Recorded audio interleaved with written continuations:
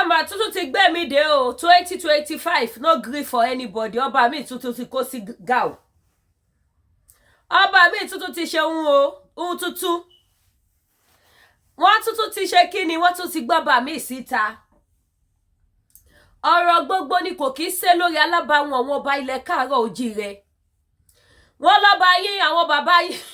lẹ́díkẹ́ máa rẹ̀yìn wọ́n lọ́ba yín eléyìí tuntun ti lu jìbìtì kọ́ màmá rì ní UK a sì ń ṣe ẹjọ́ kan lọ́wọ́ l'Amẹ́ríkà another one ní UK next one tó bá tún máa ṣẹlẹ̀ báyìí Australia next one tó bá tún máa ṣẹlẹ̀ báyìí Germany next one bó ṣe máa lọ nìyẹn níwọ̀nba ìgbà tí ẹ bá ti ṣe ohun tó dùn mọ́ alálẹ̀ nínú alálẹ̀ náà gan ti wá paransìn alálẹ̀ ò mu shinap NSC ló mu O5 ló mu ó wá ń gbá lórí alálẹ̀ náà wá ti dìde láti máa fi wọ́n ṣe ẹ̀sìn máa ṣe ẹlẹ́yà ẹ bá wa tún gbélé tírábàyè kélé náà tún lọ bìsàbìsà tó bá láwọn ò ní gbọ́ àwa náà ò ní gbà gbogbo ìwà ìbàjẹ́ tẹ̀ ń wù ní tí ẹ ṣe fọwọ́ sí Yorùbá nation gbogbo iṣẹ́ burúkú táwọn ọba wọ̀nyí ń ṣe nìyí tí wọn ò ṣe kíni tí wọn ò ṣe fọwọ́ sí Yorùbá nation another banger another gbaga ọba mi ìsúlélẹ̀ yìí àtútù ti lọ máa yín mọ́ bá mi wá o ọba kọ́ màmá rì tó lu jìbìtì ní UK gbogbo yín pátápátá báyìí wọ́n máa stop yẹn ní ìlú òyìnbó wọ̀ mọ́ gbogbo ẹ̀yin Yorùbá traditional ruler tí ẹ bá lọ fi owó ìbàjẹ́ bọlẹ̀ kẹ́sìmí ìwà burúkú tẹ̀ wù ọmọ báǹdì gbogbo yẹn ní wọlé sí ìlú òyìnbó mọ́ ṣé wọ́n fi ṣe àwọn ọba ilẹ̀ Yorùbá ní ẹ̀yẹ yọ̀ tó fi jẹ́ wípé ọ̀rọ̀ gbogbo kò kí ń ṣe lórí alábàáwọn àwọn ọba wa ní ilẹ̀ káàárọ̀ oòjíire tó bá pariwo ọba ilé lẹ́nìí wọ́n pariwo ọba ilé lọ́la anyway ṣá ẹja gbọ́ ẹ bá wa fún ẹja gbọ́ kó má dàbí pẹ̀lú Lady K lẹ ti gbọ́ mo ti gbọ́ wíwí ọ̀rọ̀ yìí more than 1 month blogger kò ti fi ṣe show blogger tó súnmọ́ ẹni tó bá yé gbà yìí ó ti fi ṣe program mo kò overlook program yẹn ni nísìnyí ó ti wá ṣe kí ni ó ti di gbagbagbagba ti dẹkùn kedere ti bẹ̀wò ó yá ẹ gbójú ayọ̀ sókè ẹ bá fojú lè jẹ. kábíyèsí míì tún wọ gàù wọ́n ní ọba àjọgá orílẹ̀ ṣe 419 fún wọn ní London. àsìkò yìí kìí ṣe àsìkò dáadáa fún ọ̀pọ̀ àwọn ọba Yorùbá o tí ọba orílẹ̀ Ifọ̀ tó sọ́ra ẹ̀dí ajagunbalẹ̀ tó halẹ̀ mọ́ àwọn aráàlú ni wọ́n ń wí àti tí apẹ́tù ìpẹ́tùmọ́dù tó lù wọ́n ní jìbìtì l'Amẹ́ríkà. èyí tó ṣẹlẹ̀ báyìí ni ti ọba ńlá míì ní ìpínlẹ̀ Ògùn abẹ̀pá àjọ̀gá orílẹ̀ ọba Adékẹ́yẹ Adéyẹmí Ọlánrewájú. obìnrin ará London kan Kristi Olúwàbùnmi ló jáde báyìí tó ní kábíyèsí lu òun ní jìbìtì owó tó fẹ́rẹ̀ tó mílíọ̀nù náírà lọ́nà 120 200 million naira nítorí tí ọba náà sọ pé òun fẹ́ òun. bẹ́ẹ̀ni bí mo ṣe gbọ́ nìyẹn. fífi ìgbéyàwó lu jìbìtì ni wọ́n ń pè é ọ̀kan nínú àwọn ẹ̀sùn 419 ni kì í ṣe pé obìnrin náà sọ̀rọ̀ yìí ní kọ̀rọ̀ tó bá jẹ́ ó yọ sọ fẹ́ nìkan ni tàbí pé ẹnìkan tó mọ̀ ẹ bá wa ṣí ẹ kó tún gbọ́ bí àhesọ a ní sì ń sọ tọba kan àti ìjẹtọ. ṣùgbọ́n nígbà tó jẹ́ òun ọlọ́rọ̀ fúnra ẹ̀ ló sọ ọ̀rọ̀ tó ṣojú ìlú kò latest farasin news ni lélẹ̀ ẹ̀ṣẹ̀ jáde kì í ní ṣe ẹ bá pé wa ó gbé. sọ ọ́ nìkan ni gbogbo àwọn alágbára ló fẹ́rẹ̀ kọ̀wé sí tán gbogbo wọn ló sì ṣàlàyé ọ̀rọ̀ náà fún kẹ́nẹ́kẹ́nẹ́. ìwé tí obìnrin yìí kọ ó kọ sí ọ̀gá ọlọ́pàá pátápátá Káyọ̀dé Ẹgbẹ́tókun ó kọ sí olórí àwọn EFCC Ọlá Olúkòyèdé ó kọ sí gómìnà ìpínlẹ̀ Ògùn ọmọọba Dàpọ̀ Abíọ́dún àti alága ìgbìmọ̀ lọ́balọ́ba ìpínlẹ̀ náà Olú Ìlaró ọba Kẹ́hìndé Olúgbénlé.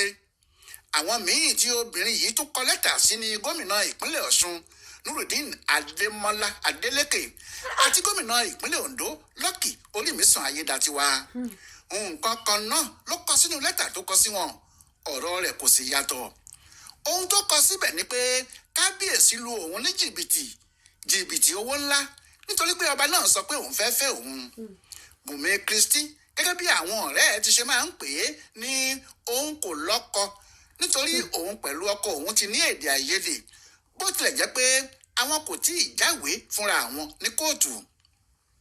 ó ní àsìkò tí òun ń dágbé tí tí òun sì ń dá gbọ́ bùkátà àwọn ọmọ òun ní òun àti kábíyèsí abẹ̀pàjọ̀gá orílẹ̀ yìí ọba adékẹ̀yẹ adéyẹmí ọlárẹ̀wájú pàdé ara àwọn ní London. Àmọ́ o ìwádìí ti wá fi hàn pé láti ọ̀dọ̀ ọmọ kábíyèsí yìí tó ń jẹ́ Princess Abisoye ni ọba ọlárẹ̀wájú ti pàdé Bùnmi. Bùnmi kọ sínú lẹ́tà ẹ̀ tó kọ sáwọn èèyàn ńlá yìí pé nígbà tí kábíyèsí pàdé òun ní 30 oṣù kẹfà ọdún 2022 kábíyèsí sọ pé òun yóò fẹ́ òun ó sì ṣèlérí pé òun ti ń wá olórí tó dàbí ti ẹ̀gbọ́n tipẹ́. Bùnmi ní bẹ́ẹ̀ lòun àti kábíyèsí bẹ̀rẹ̀ àjọṣe yìí pé ìfẹ́ tó wà láàrin àwọn sì le gan-an.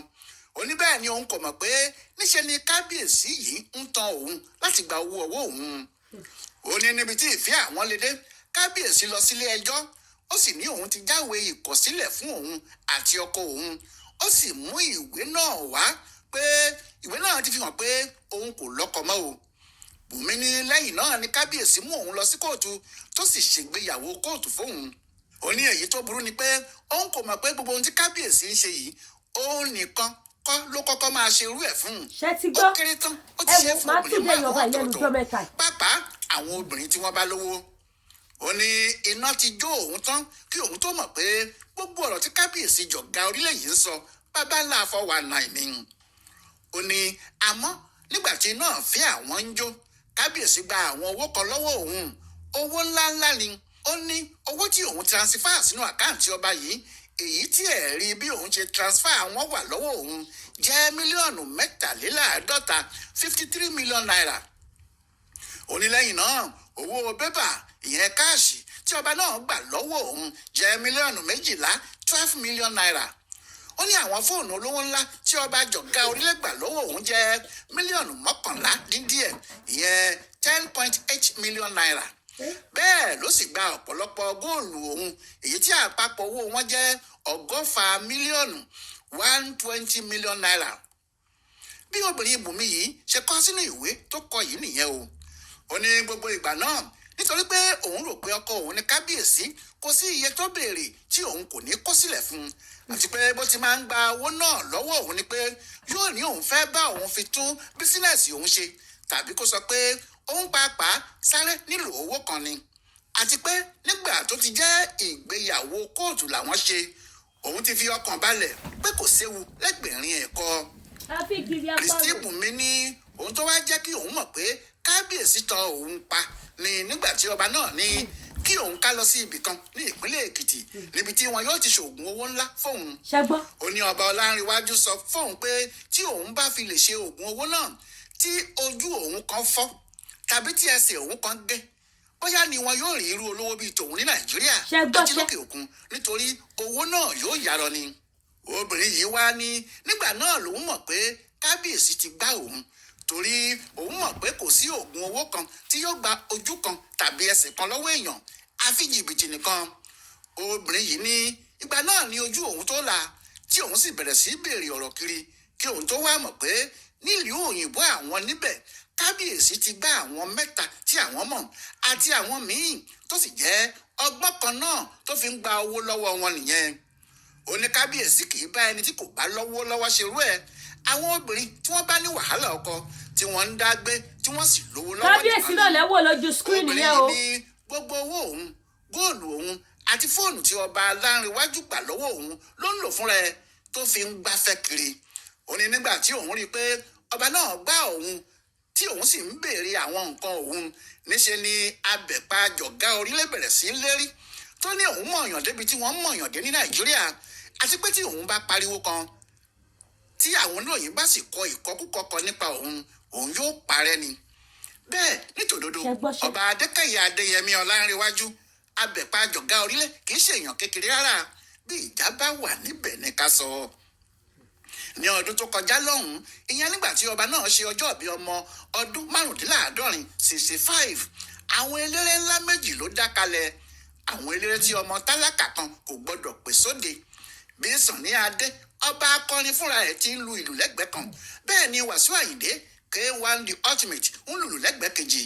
Kò sì sẹ́ni tó dé ibi ìnáwó náà tí kò ní kí ajé kú kalẹ̀ nítorí ọjọ́ náà pin mirin. Ẹ bá wa ṣí ẹ̀. lọ́dún kẹ́ tó máa wo kọjá life yìí fake nígbà tí ọba life náà owó yóò ṣe àwọn ọjọ́ jìbìtì bí ọdún obìnrin wọ́n fi ṣe patí. kẹrìndínláàádọ́rin tí yóò sì sàmì ọdún 21 tó gorí ìtẹ́. Àwọn gómìnà méjì ni wọ́n jókòó tì í tí wọ́n sì jọ ṣe ayẹyẹ. Lọ́jọ́ náà ló fi Jackson Nurudeen Adémọ́lá Adélékè gómìnà ìpínlẹ̀ Ọ̀ṣun jẹ oyè bàbá ọba ti jọ̀gá orílẹ̀. Ojú gómìnà ìpínlẹ̀ Ògùn ọmọọba Dàpọ̀ Abíọ́dún ló ṣe, bẹ́ẹ̀ sì ni Tìmì Ẹdẹ náà wà níkàlẹ̀. Olóyè Olúṣẹ́gun Àrẹ̀mú Ọbásanjọ́ ààrẹ orílẹ̀-èdè wa tẹ́lẹ̀ ní àlejò pàtàkì wọn lọ́jọ́ náà. Òun náà sì wà níkàlẹ̀ láti bá abẹ̀pá jọ̀gá orílẹ̀ ṣayẹyẹ. Nídìí èyí ọba tó mọ gómìnà tó mọ ààrẹ àná tó mọ àwọn èèyàn ńláńlá ní ọba Ọlánrewájú. Bí labalábá kan bá sì dìgbò lẹ́gún aṣọ rẹ̀ yóò fàya ni o. Òun tó jẹ́ kí obìnrin tí wọ́n ń pè ní Kristi yìí sáré tó sì fi ariwo bẹnu pé kí wọ́n bá òun bẹ kábíyèsí kó jọ̀wọ́ kó kó àwọn owó òun tó gbà lọ́wọ́ òun fóun o,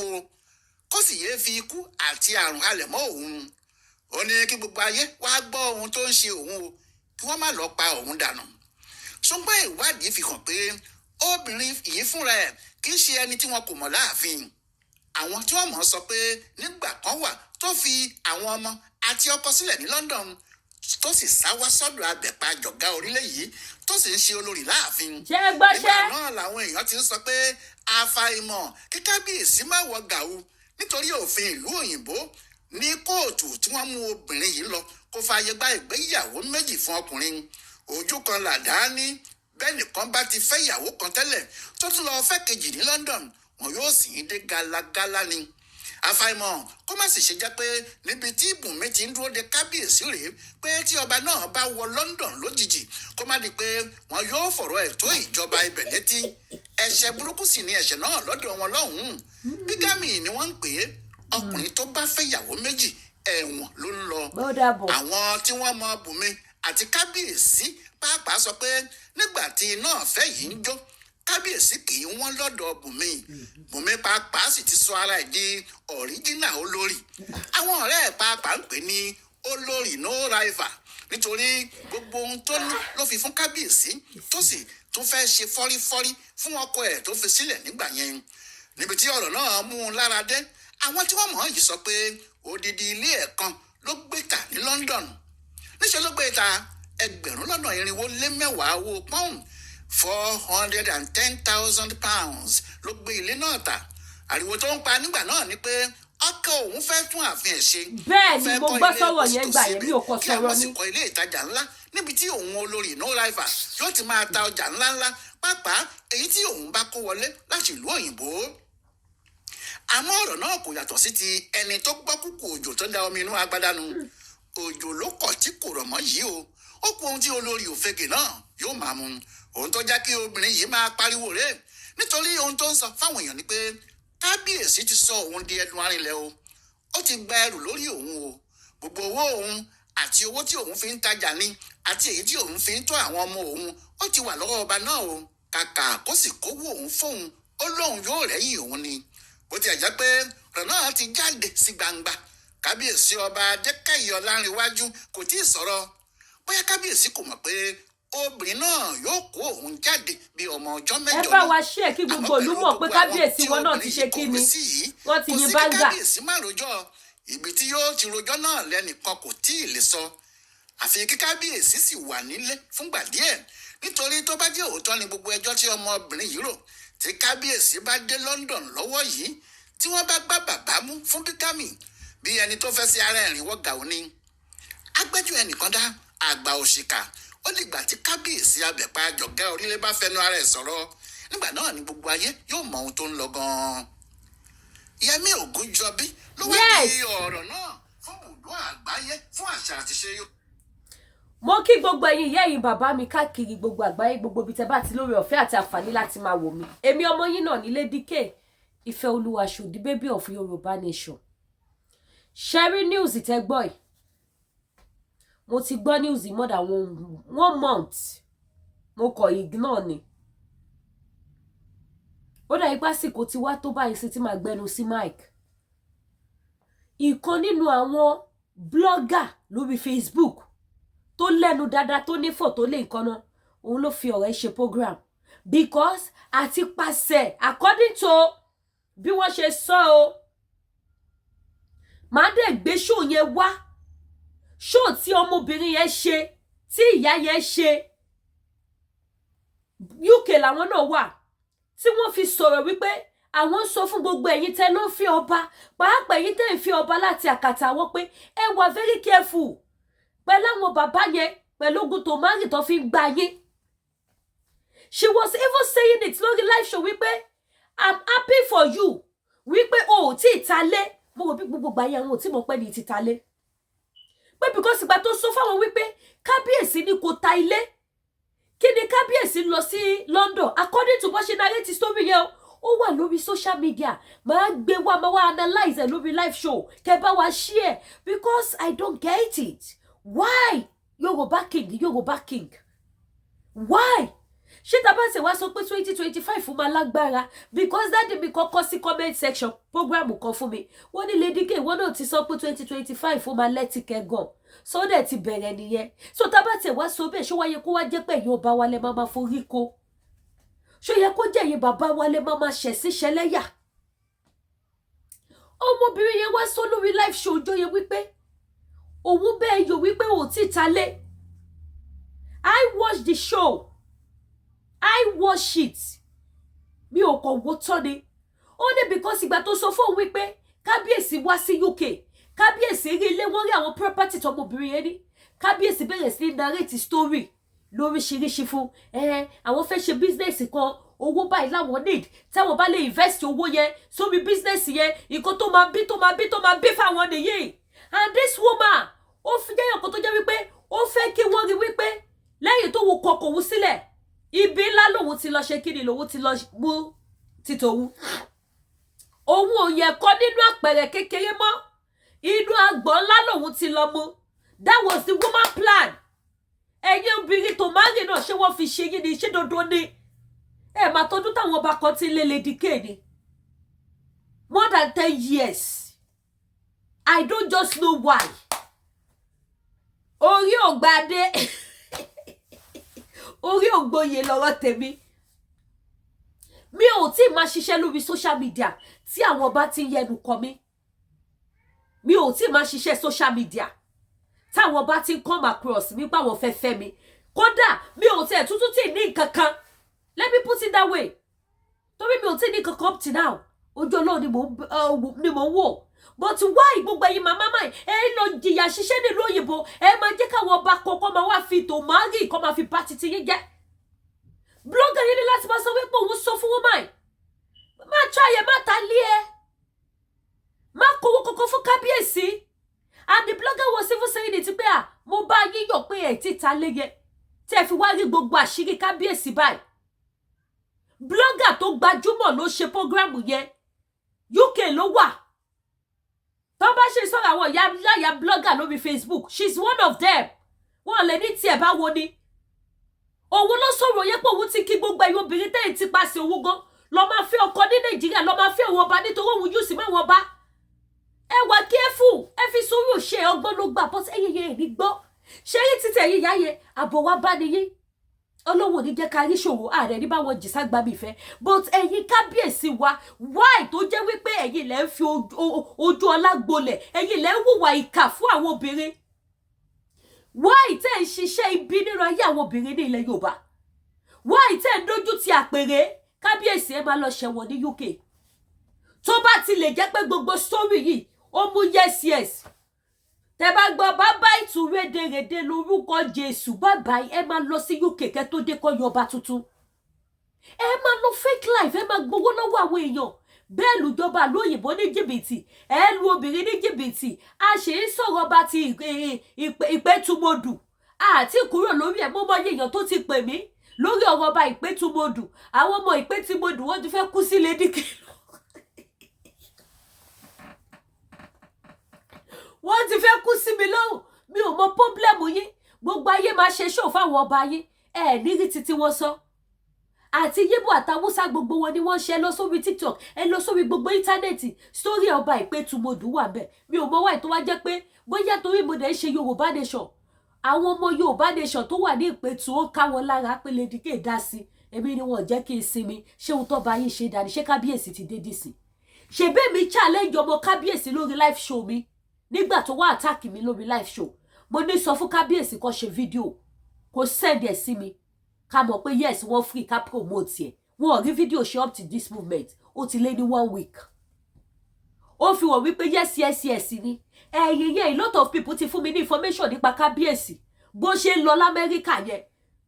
àwọn ẹni bí ẹni àwọn èèyàn bí èèyàn tó wà lórí live show mi níjọ́ yẹn tí wọ́n rí bọ́mọ kábíyèsí ṣe attack mi pẹ̀lú comment wọ́n pè wọlé sórí live show wọ́n ní Lady K a máa lọ wá gbogbo àṣírí kábíyèsí ibi tó wà nílùú òyìnbó l'Amẹ́ríkà a máa gbé wá fún and they did it wọ́n ṣe bẹ́ẹ̀ they said it to me ẹ̀rí kí n sọ mọ́ ṣe ń pa ẹ̀ ẹ̀rí kí n gbẹ́ni tì síta lẹ́yìn kí n kàn ṣòfegè ṣe olórí ẹ̀ mi ò go deeper now ẹ tún wá wo kábíyèsí eléyìí sí kí ló dé tó bá yé lu jìbìtì tó máa ń rìn tó bá jẹ́ bẹ́ẹ̀ ni o alẹ́ jì ní lọ́dọ̀ Lady K o torí ẹ̀ mo ṣe play news ẹ̀rí tí mo gbé sójú kí nígbà àgàdà kẹ́ máa wò kẹ́ lè mọ̀ pé lóbi Lady K tọ́ka but mo ti ń gbọ́ tipẹ́tipẹ́ tí mo dẹ̀ máa gbé fídíò tí ẹni yẹn ṣe live program yẹn tí màá gbé wá tí bá ti ráyè tí màá wá analyse ẹ̀ tí màá wá fi ṣe backup pé ṣé ti rí báyìí ó jọ gàtẹ́ kò jọ gàtẹ́ today is February 27 2025 màá kọ déètì sí màá wá gbé déètì jọ tẹ́ni yẹn ti ṣe show yẹn I will bring it here I will bring it on my platform tí bá ti ráyè kẹ́ wá wò síra wọn kẹ́ wá wò àtìgbà tí ọ̀rọ̀ yẹn tó ti wà ńlẹ̀ why ẹ máa lọ lu gbogbo àwọn èèyàn níyà ẹjọ́ ṣé kì í ṣe wípé a máa fura sí àwọn ọkùnrin ìlú òyìnbó báyìí àbí àwọn ọkùnrin tó bá ti jẹ́ ọba kó má jẹ́ wípé iṣẹ́ ni wọ́n lò because I don't know the reason why ní kú sí àwọn obìnrin tó wà Nàìjíríà lọ́rùn àwọn obìnrin tó wà nílùú òyìnbó ló máa lárí mọ́rọ̀ lọ́ba dé ṣé àwọn obìnrin ìlú òyìnbó nìkan ló wọ́kọ ni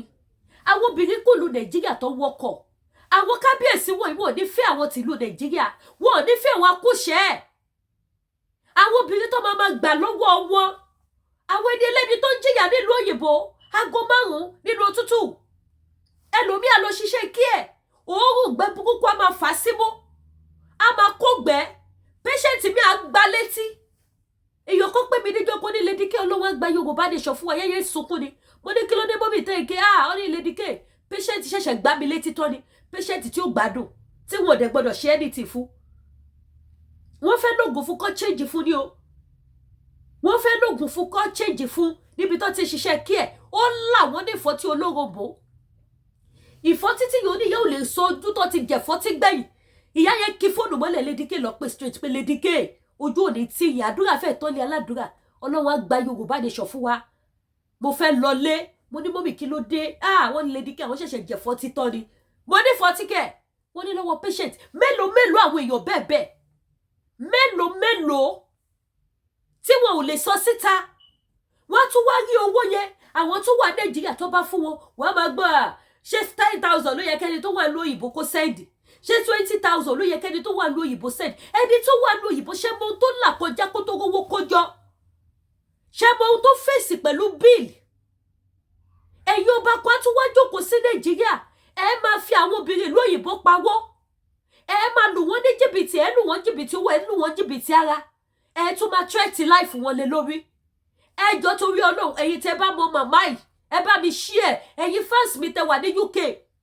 tí ẹ bá mọ màmá tẹ́ wo fídíò wọn yìí ẹ ní kó contact me I want to work for her as a speaker lórí kéèsì yìí èmi ò ní bá yín dákẹ́ láti má bòbòkúbò I will never do that ẹ̀yin ará UK tẹ́ bá mọ màmá yìí dáadáa Ọlápẹ̀mí àti speaker yìí ò kí ń sọ̀rọ̀ ni I don't roll with all these fracas people I will have called her that I need information about these people I have interest in this case màá expose yín màá gbé yín síta ẹ wá twenty life ẹni ẹlẹ́ni ẹ̀yẹ yìí o ṣe ti rójú ilẹ̀ ṣe ti rẹ́nu ọkọ́ báyìí ṣe ti ráyè àwọn ọba ilẹ̀ Yorùbá ó di Sẹ́ríkì ilẹ̀ Yíbò ilẹ̀ Haúsá mélòó tó lu àwọn obìnrin ní jìbìtì ìdùnnú àti ayọ̀ làwọn obìnrin máa lọ fi ń fẹ́ ọ̀wọ̀ Sẹ́ríkì ẹ wo Ṣótáyọ̀ Gàgá ọmọ Yorùbá mà ní ẹ wo Ṣótáyọ̀ gbajúgbajà òṣèré ni ìdùnnú àtayọ̀ ló lọ fi fẹ́ wọn ní Kánò ìdùnnú àtayọ̀ ló lọ fi fẹ́ Fúlàní ó ti mọ̀ pé Fúlàní ò ní gba pátá nídìí òun kó tún gbowó lọ́wọ́ òun ó máa sòun dọlọ́lá sòun dọlọ́rọ̀ ni. ẹ wo ìgbésí ayé ọmọbìnrin yẹn, ẹ lọ́wọ́ àwọn obìnrin títí wa tó jára lóyìnbó táwọn ọba yẹn fẹ́, àwọn ló ń foríro ló ń fọrùn rọ gbogbo ẹ̀, owó wọn ló ń sọ̀rọ̀, owó wọn ló fi ń dán ló fi ń jẹ́yàn ní lọ́dọ̀ kábíyèsí tó fẹ́. ẹ wo bàbá wa Ọọ̀ni of Ifẹ̀ náà, ẹ wo gbà tí bàbá grant interview, ẹ wo bí wọ́n ṣe present gbogbo àwọn ìyàwó wọn. Bàbá is proud of them because they are rich, they are not poor. Wọ́n ṣe ní tó bá yìí ṣe sọ pé kábíyèsí mo fẹ́ ra aṣọ 2 million, mo nídìí owó tó bá wo kábíyèsí ló máa fún wọn. Àwọn lọ́tún máa sáré pé kábíyèsí gbọ́dọ̀ wojú mi pẹ̀lú owó wọn, pẹ̀lú gbogbo nǹkan tó bá lè fi ṣe. Mo gbọ́dọ̀ máa dán sí kábíyèsí lọ́rùn nítorí ó mọ̀ pé kì í ṣe àwọn nìkan, kábíyèsí ò ní time àti fowó tọ́jú obìnrin. Bàbá ò ráyè, bàbá ò ní time. Tó bá tẹ̀ wá jẹ́ pé yẹlẹ̀ yóò bá wa tó kù náà fẹ́ máa wò, ẹ mọ̀ pé orí yàtọ̀ sórí ẹ̀ lè forí yé wé orí Ọọ̀ni of Ifẹ̀. Ẹ lè fi wé Ọọ̀ni of Ifẹ̀ láyé, orí yàtọ̀ sórí. Ẹ yé ba yé àwọn obìnrin jẹ́, ẹ yé fi agídí lọ fi àwọn obìnrin ìlú òyìnbó kẹ máa ṣe tòmárì kẹ máa ba yé wọn jẹ́. I could remember some years ago bí kéèsì ọba kan náà ṣe jáde síta nìyẹn lórí tòmárì náà ni, lórí tòmárì náà ni. So many cases ló ti jáde tó jẹ́ pé ní máa gbọ́ pé àwọn kábíyèsí ń lu àwọn obìnrin ní jìbìtì, wọ́n wá máa kó góòdì orí burúkú sọ́rùn, wọ́n máa kó góòdì ọ̀rọ̀ sọ́rùn, wọ́n máa ṣe pátí òfò, ṣe pátí orí burúkú, pátí tó jẹ́ wípé yéé Ọlọ́run máa ṣàánú àwọn obìnrin o. Gbogbo ẹ̀yin màmá mẹ́wàá tẹ wà nílùú òyìnbó tẹ nídìí ọkọ, ẹ ní ṣìyàn, ẹ ní kó sí pápẹ́ àwọn 419, ẹ ní kó sí pápẹ́ àwọn 419 àwọn ọba burúkú yìí o. Pátí tẹ bá rí àwọn ọba yẹn tó bá ṣe, ẹ wo gbogbo tí wọ́n ní bàbá ìṣe birthday 65. Ó lè jẹ́ pé obìnrin ọ̀tọ̀ lóbìnrin tó pe Sunny Adé, ó lè jẹ́ ọ̀tọ̀ lóbìnrin tó pe Wàsíù Àyìndé, ó lè jẹ́ ọ̀tọ̀ lóbìnrin tó pe Ketra, ọ̀tọ̀ lóbìnrin tó ra gbádá sí kábíyèsí lọ́rùn. Ó lè jẹ́ bẹ́ẹ̀, ó lè jẹ́ bẹ́ẹ̀, ó lè jẹ́ bẹ́ẹ̀ because they are full of fake life. Wọ́n full of fake life. Ọba tó mú yes nílẹ̀ Yorùbá tí ò lóbìnrin ní jìbìtì wà láì wọ́n wọ́pọ̀. Ọba tó mú yes ní ilẹ̀ Yorùbá tí ò lóbìnrin ní jìbìtì wà láìta láì wọ́n wọ́pọ̀. Tẹ́ bá ti mú bàbá wa Ọọ̀ni of Ifẹ̀ kọ́ lọ bá wa dẹlẹ̀ sí ikú Lámídì Adéyẹmí, kọ́ lọ bá wa dẹlẹ̀ fún wọn. Aláàfin tuntun tó jẹ ẹyọ àwọn náà kúrò, bàbá wa Àwùjalẹ̀ ẹyọ wọn kúrò, Alákẹ̀tì ìlú Ẹ̀gbá ẹyọ wọn kúrò. Lẹ́yìn yẹn kò sọ́ba tí máa sọ pé kẹyọ kúrò àfi tá bá túrí, àfi tá bá túrí. Gbogbo àwọn yóò bá tó jẹ́ ìsìn ìṣẹ́mọ́ obìnrin tó jẹ́ pé wọ́n gba pátá nídìí ẹ̀, wọ́n gbowó lọ́wọ́ ẹ̀. Obìnrin mi ìtìjú ò jẹ́ kó lè sọ síta, ó fi ṣe sóònú ẹ̀kú pé ibi tó wù báyà àjọ ayé òun dé ṣó ṣe sọ síta fóun wípé kábíyèsí kan fóun ṣe tòmárì ó dẹ̀ gba òbítíbitì owó lọ́wọ́ òun. Wọ́n á dẹ̀ kọ̀ntínú pé ó yá jẹ́ kí n ṣì máa fún ní nǹkan tó bá fẹ́, bóyá lè fẹ́ mi tipátipá. Wọ́n á kọ̀ntínú. Ṣé ìgbé ayé gidi nìyẹn? Ẹ̀yin ọmọ Yorùbá tàtà, ẹ̀yin ọmọ ọkọ ilẹ̀ káàárọ̀ oòjíire, ṣé ohun tó dá làwọn bá yé wù? Ẹ pariwo síta, ẹ má ṣe tòmárì mọ́, ayé dójú tì wà nílẹ̀ Yorùbá. Ẹ yé wùwà burúkú fún wa nílẹ̀ Yorùbá. Tá a ṣì bẹ̀rẹ̀ tí ìpé túmọ̀dù kò tí ju 2 weeks, kò ìpé 2 weeks. Ẹ̀yin náà tún gbé títí yín jáde kábíyèsí.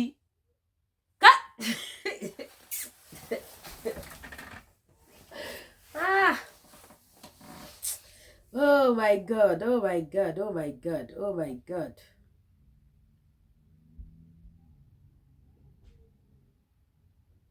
Ọba ọ̀gá orílẹ̀, ọba ọ̀gá orílẹ̀, ẹ tètè lọ yọjú ẹ o, láì jẹ́ pé ẹ máa dé London lọ ṣẹ̀wọ̀n. Ọ kí London yẹn kó di èèwọ̀ fún yín for life.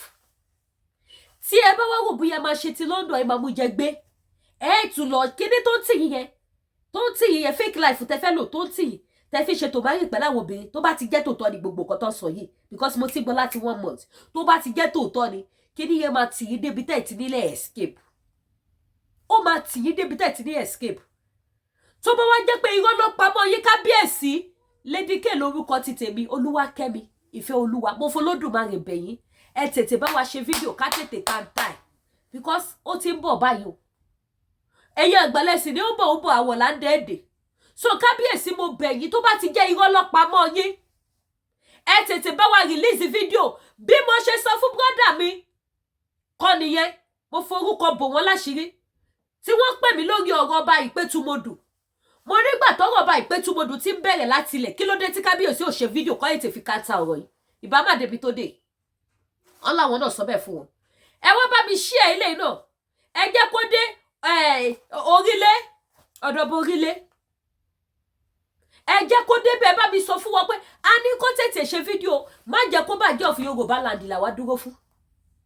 kẹ́yìn bàbá wa yé ṣẹ̀sì kẹ́yẹ ṣẹlẹ́yà tó bá ti jẹ́ irọ́ ni gbogbo kinní yìí àgbogbo ilé àlẹ́jì burúkú irọ́ ló bá dé ẹ tètè ṣe fídíò ẹ tètè jú ẹ fi rán àwọn èèyàn mi ò bá yín sọ̀rọ̀ ẹ má bá mi sọ̀rọ̀ ẹ tètè fi rán àwọn èèyàn kọ́ jù sí Lady K kí n dẹ̀ rí fídíò yẹn bẹ́ẹ̀ kí n bá sọ pé tó èmi kábíyèsí kíní kan o ọba bíi báyìí o déètì èní níjọ́ bẹ́ẹ̀ obìnrin bẹ́ẹ̀ tó ní mo lu òun jìbìtì irọ́ ló pa o ó dẹ̀ máa face court of law ní Nàìjíríà ṣùgbọ́n ó ti kọ̀wé sí gọ́vnà Dàpọ̀ Abíọ́dún ó kọ̀wé sí gọ́vnà Tọ̀ṣù state Adeleke ó kọ̀wé sọ́bàṣọjọ́ àwọn èèyàn jakọjakọ ńlá ni woman yẹn ti kọ̀wé sí pé kẹ́ bóun gbé owó òun pẹ̀lú gbogbo góòdì tẹgbà so kì í ṣe ọ̀rọ̀ tó ṣe kíni tó bòmọ̀ so tó bá ti wá jẹ́ pé rọ́ ló pamọ́ yín kábíyèsí ní ṣẹ̀ṣẹ̀ ní ṣẹlẹ́yà o tó bá ti jẹ́ rọ́ ló pamọ́ yín o tó bá ti jẹ́ irọ́ lọmọbìnrin yẹn pamọ́ yín ẹ tètè bọ́ síta àwọn ò lè ní kí bàbá wa lọ jagun àṣẹ la fẹ́ látọ̀dọ̀ yín àwa náà dẹ̀ ní jagun bógun lọ ká tètè dìbọ́ǹkì ẹ̀ because kò ṣe ohun ìdùnnú fún wa ní ilẹ̀ Yorùbá káwọn ọba ilẹ̀ Yorùbá máa ṣẹ̀sìn kọ́ máa ṣẹlẹ́yà ọmọ àlè ilẹ̀ Yorùbá nínú ẹ̀ máa dùn wípé ó ń fi àwọn ọba wa ń ṣẹ̀sìn nítorí tà lọ́ bá lọ àbọ̀ àbọ̀ tí àlọ́ bá lọ àbọ̀ àbọ̀ gbogbo ohun tẹ bá dẹ̀ ṣe lọ́jọ́ ti tòní ìtàn ni tó bá dọ̀la kó bá má dàbẹ̀ kábíyèsí mo fi alálẹ̀ bẹ̀ yín mo fi àwọn onílẹ̀ bẹ̀ yín ẹ gbá mi láago ẹ ṣe fídíò ẹ send ẹ ká tètè kanta ẹ ṣóò tí Lady K bá ṣe tó bá kanta ẹ gbàgbé ó máa kanta so ẹ ṣe fídíò ṣùgbọ́n tó bá ti jẹ́ irọ́ ni ẹ wá tó bá ti jẹ́ pé tòótọ́ ni ẹ tètè lọ dá owó ọmọbìnrin yẹn padà kégbèrègbè ìyá tó lu jìbìtì tó bá ti wá sanwó yín padà fún yín ẹ̀yin náà tún bá wá ṣe fídíò wípé wọ́n ti fún yín lówó yín o kábíyèsí olùyín jìbìtì mọ́ o kẹ́tù wá bá wa fi pákéjì sí ẹ̀ ní ṣe orí burúkú ẹ rántí pọ́ ọmọ Yorùbá lẹ́yìn náà kí lẹ̀ ń bá ká ṣé dandan ni kẹfẹ́ ni tó lórúkọ ni ṣé láwọn ẹlòmíì wà ní ìlú òyìnbó yẹn tí wọ́n bá ní connection bó ṣe lè fẹ́ Ọọ̀ni of Ifẹ̀ pẹ̀lú gbogbo tí wọ́n ṣiṣẹ́ fún láyé wọn they are ready to do it mi ìmọ̀ tó wà ń bẹ̀ mi ìmọ̀ táìtù dìdìrín tẹ́ ẹ̀ kú torí ẹ̀ mi ìmọ̀ oyè tẹ́ ẹ̀ ń bá ká orúkọ lásán àyàwó Ọọ̀ni of Ifẹ̀ olórí ẹ má jà gbódìpà àdéhùn jù bẹ́ẹ̀ lọ lórí ètò ẹ̀yin tẹ́ bá wà for the first time Lady K Ìfẹ́olúwaṣọ lórúkọ ti tèmi the baby of Yorùbá nation ẹ subscribe sí YouTube channel mi kẹ́tọ̀ notification bell yín tẹ́ bá ti subscribe all notification ní kẹ́tọ̀ all notification so that tá bá ṣe gbé update wá lórí ọ̀rọ̀ tó wà nílẹ̀ yìí ẹ lè máa ṣe kí ni ẹ lè máa gbọ́ ẹ lè máa mọ̀ tá bá ti gbé update wá so ẹ tọ notification bell yín sílẹ̀ lórí WhatsApp lórí YouTube ẹ tọ notification bell yín sílẹ̀ ẹ tọ all notification ojú òní tiwa Olódùmarè á wà pẹ̀lú wa Yorùbá nation no going back ẹ wá bá wa share àwọn tó máa dùn mọ́ nínú wípé yes alálẹ̀ ń jà fún wa kó dùn mọ́ wọn nínú I don't give it down mi ò send àwọn tó dẹ̀ máa dùn pé kí ló wá dé tí wọ́n lè ṣẹlẹ̀ sí wa nílẹ̀ Yorùbá táwọn ọba wa ń ṣẹ̀ sí ṣẹlẹ́yà báyìí káwọn náà ṣe kí ni kí wọ́n gẹ̀ tiẹ̀ àwọn tó dẹ̀ máa sọ wípé àwọn báyìí ò kí ṣe tòmárì kọ́ lè mọ̀ pé tòótọ́ lọ́ọ́ ṣe tòmárì tó ń lu àwọn èèyàn ní jìbìtì ṣe bóun láti gbé píkṣọ̀ obìnrin ọ̀hún síta ṣé tó bá jẹ́ irọ́ ni ṣé wọ́n máa yẹn máa gbé fọ́tò rẹ̀ síta ní mo ẹni tó sọ̀rọ̀ náà ẹ wo obìnrin tìjọ́sí tó lọ́ọ̀ni of Ifẹ̀ gbowó lọ́wọ́ òun àárín píkṣọ̀ obìnrin yẹn náà the case died down up to this moment ṣẹgbẹ́ ní tìmọ̀ but eléyìí ó fẹ́ ká mọ̀ pé ó rí ìlì ni ẹ wá bá wa share ojú òní tì ire o.